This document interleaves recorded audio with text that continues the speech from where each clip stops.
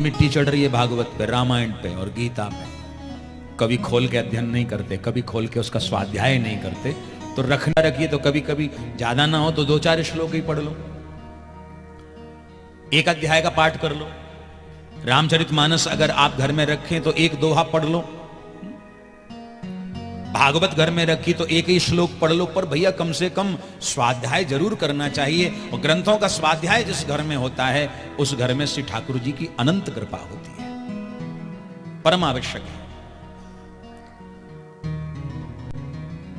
कालरा परिवार का सौभाग्य कि भागवत कथा करवाने का और भागवत कथा के मुख्य यजमान बनने का इन्हें सौभाग्य मिला।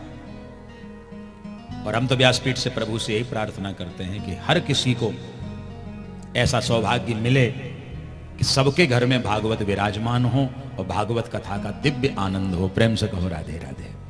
सबके घर में। तो नारायण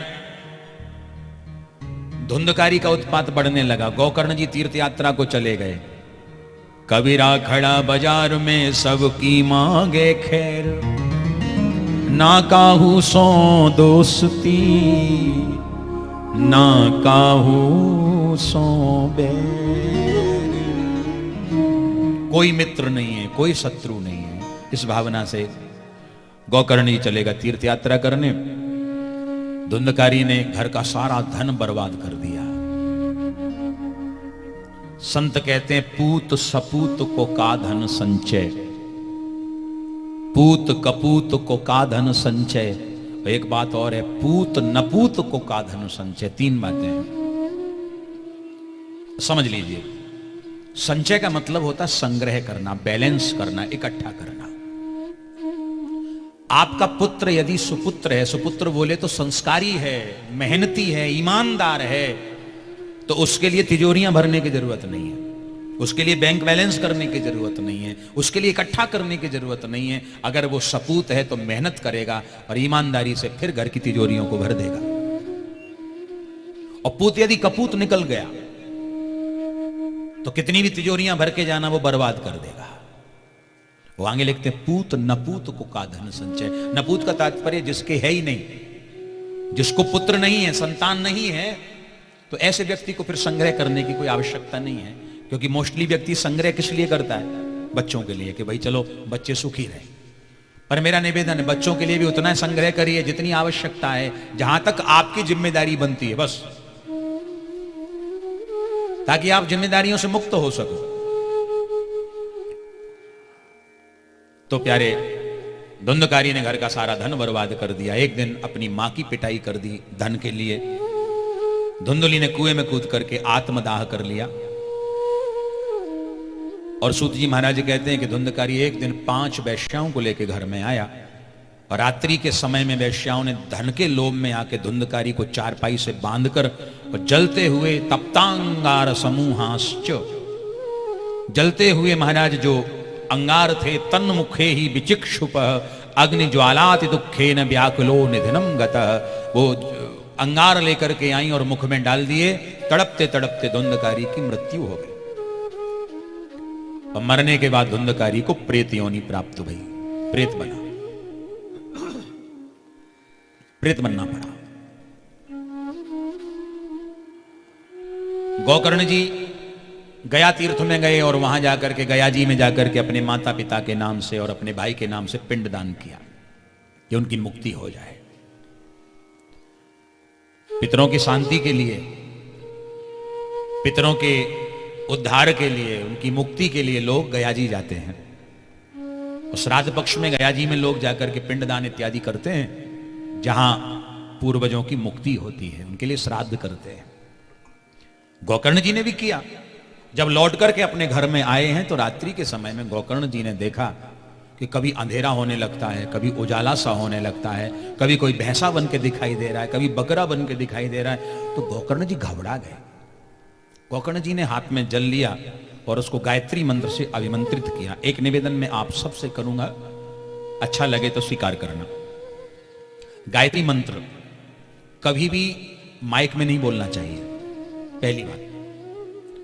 गायत्री मंत्र मुख के बाहर नहीं आना चाहिए। गायत्री मंत्र का जप हमेशा मन के अंदर किया जाता है। अभी कलयुग की ऐसी व्यवस्था है कि कलयुग में लोग हवन भी कई लोग कराते हैं, तो कुछ नहीं मिले तो गायत्री मंत्र ही पढ़ने लग जाते हैं। यद्यपि शास्त्रों का नियम ऐसा है कि गायत्री मंत्र कभी भी मुख से बाहर नहीं आना चाहिए। गायत्री मंत्र हमेशा मन के अंदर चले। गायत्री मंत्र जपना तो चाहिए, लेकिन माइक पर नहीं बोलना चाहिए, मुख के बाहर जोर से नहीं बोलना चाहिए। मन ही मन धीमे धीमे उसका स्मरण करना चाहिए। मन में स्मरण किया, जल को अभिमंत्रित किया और जल लेकर के उस प्रेतात्मा के ऊपर डाला। कस्त्वम उग्रतरो रात्रौ कुतो यातो दिशामिमाम किंबा प्रेतः पिशाचो वा राक्षसो शीत संसन। कौन हो तुम, अपना परिचय दो। धुंधकारी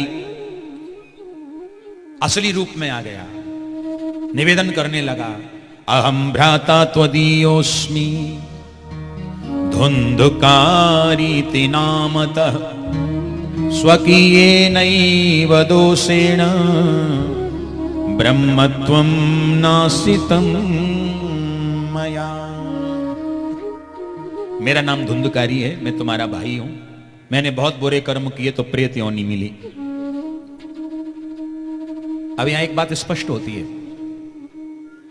आजकल के जो बच्चे हैं ना, जो ज्यादा पढ़ लिख जाते हैं या ज्यादा हाई फाई सोसाइटी में हम लोग रहने लगते हैं, तो क्या कहते हैं, ये भूत प्रेत कुछ नहीं होते, बेकार की बातें, बोलो राधे राधे, कुछ नहीं होता। होता है। 84 लाख योनियां है ना। आप अभी कल की कथा में सुनेंगे, जब सृष्टि की रचना हुई तो ब्रह्मा जी ने तो इन मनुष्यों की सृष्टि को रचा और भगवान शिव ने भूत प्रेतादिक सृष्टि की रचना की। बोलो राधे राधे। भूत भी होते हैं, प्रेत भी होते हैं, ये आत्माएं जो है ना होती हैं। अब कोई इसको कहे कि होती नहीं है, भाई शास्त्र गलत थोड़ी कहेंगे, प्रमाण है। प्रेत योनि प्राप्त हुई है मुझे, मेरी मुक्ति कराइए, मेरा छुटकारा कराइए। तब जो है, एक बात और कह दें, ये भूत प्रेत तब तक नहीं होते जब तक ये चिपका नहीं है। बोलो राधे राधे। समझना, बेकार की बातें, ये नहीं होता। ये तब तक नहीं है जब तक चिपका नहीं हो। प्यारे, जिस दिन एक बार चिपक गया तब पता लगता है कि महाराज जी ठीक कह रहे थे। है? होता है साहब, होता है। किसी ने पूछा भूत बनता कौन है? हरि के भजन बिना सब भूत। जो जीवन में हरि स्मरण नहीं करते, जो हरि से विमुख रहते हैं, ऐसे लोगों को ही भूत प्रेत योनि प्राप्त होती है। तब श्री गोकर्ण जी ने कहा कि भैया अभी तुम शांत हो जाओ, मैं प्रातःकाल होते ही तुम्हारी मुक्ति के लिए कोई उपाय करूंगा। सवेरा हुआ, संध्या वंदन से निवृत्त होकर के श्री गोकर्ण जी महाराज ने सूर्य भगवान को अर्घ दिया कि प्रभु आप जगत साक्षी हैं, ऐसी कृपा करें कि हमारे भाई की मुक्ति का कोई उपाय हो तो बताएं। तब भगवान सूर्य ने कहा कि श्रीमद्भागवतान मुक्ति सप्ताहम वाचनम कुरु इति सूर्य वचः सर्वै धर्म रूपम तो विश्रुतम। अगर तुम्हारे भाई को श्रीमद्भागवत सप्ताह कथा सुनने को मिल जाएगी तो उसकी मुक्ति हो जाएगी। बोलो राधे राधे।